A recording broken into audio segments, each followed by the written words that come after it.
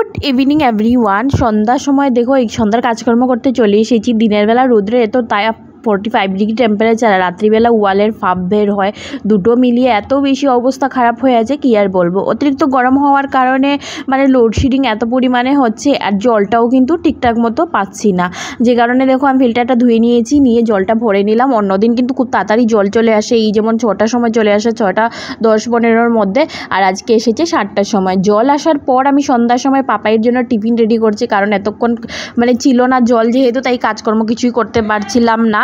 তো এখন আমি পুরি ভেজে নিচ্ছি, পাপাই পুরি খেতে বেশ ভালোবাসে, আর এখন আমি তাড়াহুড়োর মধ্যে এটাই আমার মনে হলো বেস্ট হবে। দুধ আগের থেকে জাল করে রেখেছিলাম, দুধ আর পুরি দিয়ে দিলাম ওর সন্ধ্যার খাবার জন্য। এত বেশি গরম পড়েছে যে কারণে না সারাদিনই সেই রকম কারোই কিছু খাওয়া হচ্ছে না, ফলের রস টস ছাড়া।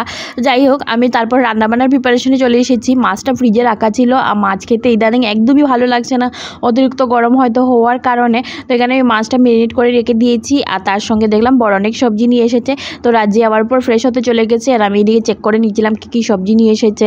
আর সবজির তো জানোই অনেক দাম, গরমটা যেরকম চওড়া হয়েছে তাই সবজির দামটাও কিন্তু অনেকটা চওড়া হয়েই আছে। তবে আমি এখানে উচ্ছে দেখে মনে হলো একটুখানি উচ্ছে পুর করলে ভালো হতো।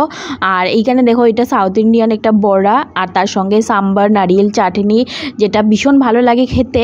সাম্বারটা তো বেস্ট আমার মনে হয় গরমের সময় খাওয়ার জন্য, আমি মাঝে মধ্যে রান্নাও করি। তো যাই হোক, মাছের ঝোলটা রান্না করার সঙ্গে সঙ্গে আমি এখানে চলে এসেছি উচ্ছে দিয়ে পুর রান্না করার জন্য। এই উচ্ছের স্টাফটা খেতে দারুণ লাগে। তো এখানে আমি মশলাটা প্রিপারেশন করে নিচ্ছি, আর আমি যতক্ষণে সন্ধ্যার টিফিনটা করে চাকি ততক্ষণে আমার হয়েও গেছে উচ্ছেটা সেদ্ধ। তো আমি ভিতর থেকে উচ্ছের যে থাকে ওগুলো বের করে নেব, আর এইদিকে দেখো মশলাটা একটুখানি প্রিপারেশন করে নিচ্ছি। এই বড়বাটা না আমার কাঁকরুল দিয়ে বেশি ভালো লাগে, তবে কাঁকরুলটা মার্কেটে সবসময় পাওয়া যায় না, তাই আজকে আমি এখানে উচ্ছে দিয়ে করছি। উচ্ছেটা সিদ্ধ করে নামিয়ে রেখেছিলাম, আর এখন দেখো ঝটপট করে উচ্ছের ভিতর থেকে যে স্টাফটা থাকে ন্যাচারালি সেইটাই বের করে নিচ্ছি। আর তার সঙ্গে সঙ্গে আমি এইদিকে মশলাটাও ধীরে ধীরে প্রিপারেশন করে নিচ্ছি। আগে যেগুলো গুঁড়ো মশলা ছিল সেগুলো একটুখানি ফ্রাই করে নিলাম, টমেটো পেঁয়াজ ওগুলো একটুখানি ফ্রাই করে নিয়েছি, আর তারপর মশলাটা কষিয়ে নিয়ে আর এই যে এগুলো সুন্দর করে স্টাফিং করে নিয়েছি।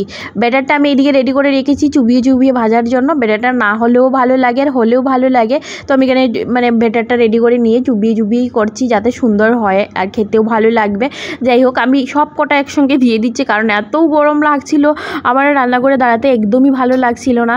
তো কিছুটা ভেজে তারপর তুলে নিয়ে আবার নতুন আলাদা আলাদা করে ভেজে নিয়েছি। সব কটা ভাজা হয়ে গেছে, রাত্রের ডিনার আমাদের এই দিয়েই ছাড়া হবে।